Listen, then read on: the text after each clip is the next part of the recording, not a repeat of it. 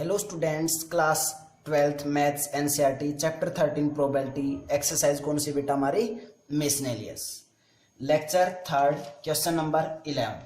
देखते हैं बेटा क्वेश्चन नंबर 11 क्या है।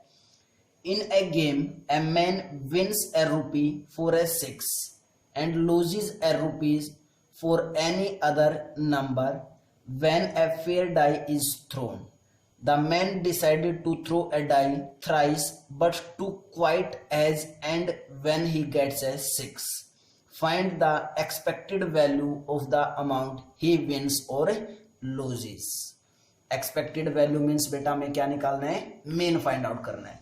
क्योंकि जब मैंने रैंडम वेरिएबल के अंदर बेटा मीन वेरिएशन और स्टैंडर्ड डेविएशन बताया था तो वहां पे मैंने मीन को बिल्कुल अच्छे प्रॉपर वे से बताया था कि मीन क्या बेटा हमारा एक्सपेक्टेड वैल्यू भी बोलते हैं किसको, मीन को। क्लियर है।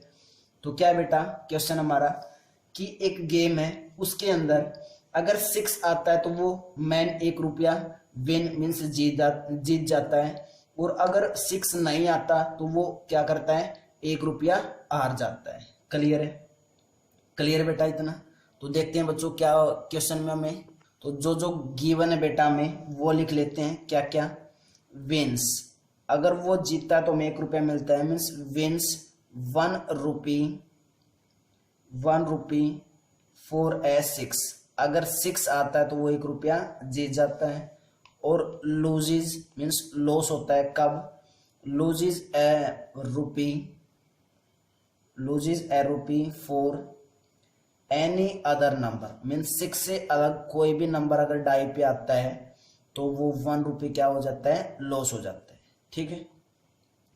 उसके बाद एक फेयर डाई है, अगर फेयर डाई है तो बेटा क्या क्या पॉसिबिलिटीज होगी आने की, a fair die is thrown, तो क्या क्या आ सकता है हमारे पास डाई में, तो 1 भी आ सकता है, 2 भी, 3 भी, 4 भी, 5 भी और 6 भी। क्लियर है, यही पॉसिबिलिटीज होगी।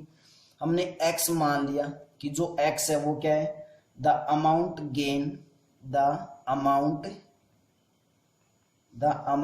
गेन और लूजेस, गेन या फिर क्या है, लूजेस।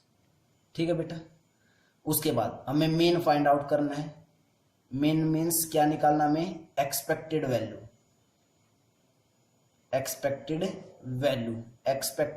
को ही हम क्या बोलते हैं बेटा, मीन बोलते हैं। क्लियर है बच्चों। तो हमें मीन निकालते हैं। तो मीन हमने जब निकाला था रैंडम वेरिएबल के अंदर कुछ इस तरीके से निकाला था कि एक टेबल बनाते थे, यहाँ पे x होता था, यहाँ पे प्रोबेबिलिटी ऑफ px होती थी, और उनको हम क्या कर देते थे, कोरस्पॉन्डिंग मल्टीप्लाई कर देते थे। मान लेते हैं यहाँ पे 0 1 2 3 है, तो यहाँ पे कोई भी प्रोबेबिलिटी है उसको कोरस्पॉन्डिंग क्या कर देते हैं, मल्टीप्लाई करके क्या कर देते थे बेटा, ऐड कर देते थे। ऐसे हम मीन फाइंड आउट करते थे। क्लियर है। लेकिन यहाँ पे क्या दे रखा हमने कि जब 6 आता है तो हम क्या करते हैं, विन हो जाते हैं, मीन्स जीत जाते हैं 1 रुपया। तो मैंने लेट कर लिया कि जो इवेंट ई है वो क्या है, गेटिंग 6, मीन्स बार बार अब मुझे ये नहीं बोलना पड़ेगा कि गेटिंग 6, जहां पे ई होगा तो मैं वहां पे क्या हो जाएगा, 1 रुपया हम क्या कर लेंगे, जीत जाएंगे, विन हो जाएगा। क्लियर है बच्चों। तो उसके लिए मैंने यहाँ पे XI लिखा, XI यहाँ पे x लिखते थे, यहाँ पे क्या लिख रहा हूं मैं, XI। उसके बाद PX लिखते थे बेटा, तो यहाँ पे मैंने क्या लिखा, PX की जगह P ऑफ XI। क्लियर है।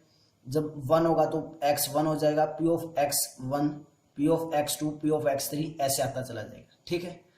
उसके बाद स्टार्टिंग में मान लेते हैं कि उसका क्या, बिल्कुल स्टार्टिंग में क्या आ गया, 6 आ गया। ई इवेंट मीन्स समझते हो ना, ई इवेंट मीन्स क्या बेटा यहाँ पे कि उसको क्या प्राप्त हुआ, फर्स्ट रो पे ही 6 मिल गया। क्लियर है।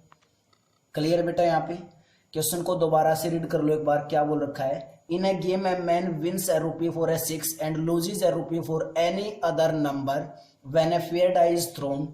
The man decided to throw a die thrice. Man ने डिसाइड किया कि डाई को कितने टाइम्स थ्रो करेगा, वो 3 टाइम्स थ्रो करेगा, 3 टाइम्स से ज्यादा थ्रो नहीं करेगा। But to quit as and when he gets a 6, तो उसे क्या मिल चुका होगा, 6 मिल चुका होगा।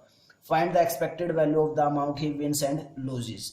तो E मीन्स उसे 6 प्राप्त हुआ होगा, और 6 प्राप्त हुआ होगा तो उसे क्या होगा, 1 रुपये जीत चुका होगा। क्लियर है। 1 रुपये क्या हो चुका होगा बेटा, जीत चुका होगा। और 1 आने की प्रोबेबिलिटी क्या होगी, 1/6 होगी। क्लियर है। यहाँ पे हम ये लिख रहे हैं कि बेटा उसके फर्स्ट स्टार्टिंग में जब टॉस थ्रो किया, डाई को थ्रो किया तो क्या आया, 1 आया। 1 मीन्स 6 आया, ई मीन्स क्या आया, 6 आया। 6 आते उसको 1 रुपी क्या हो गया, वो विन हो गया। देन उसकी प्रोबेबिलिटी 1, अगर वो जीत चुका है और 6 आया तो उसकी प्रोबेबिलिटी क्या होगी, 1/6 होगी। क्लियर है।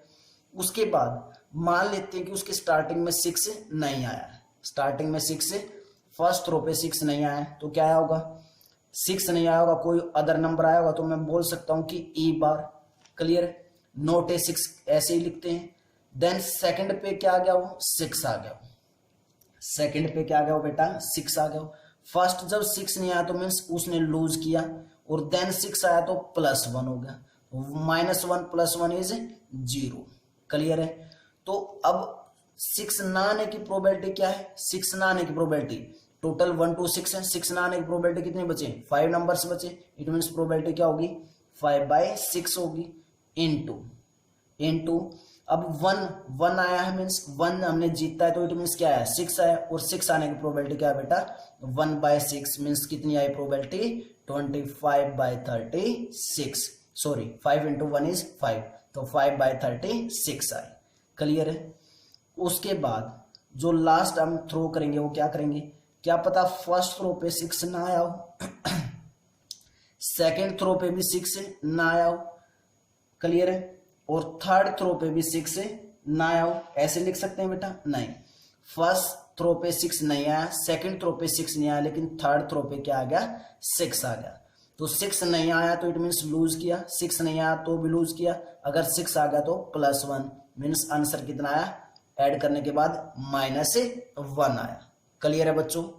उसके बाद